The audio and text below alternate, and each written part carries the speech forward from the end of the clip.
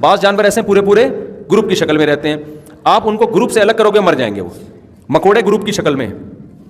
تبھی مکوڑے خوراک کے لیے نکلتے ہیں نا, ایک لال بیگ ان کو الٹا نظر آ جائے نا کاکروچ, تو ایسا نہیں ہوتا وہ اکیلا ہی گھسیٹ رہا ہے اس کو, یا وہیں گھنا بن کے کھا رہا ہے کہ ابھی موقع ملا بیٹا پیل دے اس کو, فوراً اپنے ساتھیوں کو فون کرے گا. وہ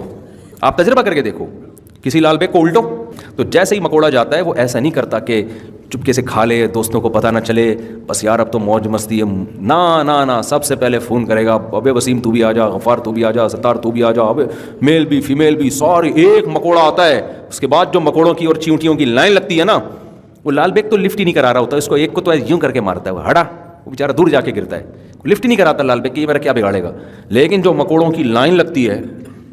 اور پھر جو سارے اس کو گھسیٹتے ہیں نا, اس کا باپ بھی ان کے بل میں جاتا ہے, پھر مل کے اس سے ناشتہ کرتے ہیں, دوپہر باربیکیو کا رات کو انتظام ہوتا ہے ان کے یہاں. پھر ہو سکتا ہے پینے پلانے کا بھی کوئی سیٹ اپ ہو. ایک گروپ ہے, اگر ایک مکوڑے کو بھی آپ تجربہ کر کے دیکھیں, ہٹا دیں نا, کہیں الگ کر دیں, مر جائے گا وہ.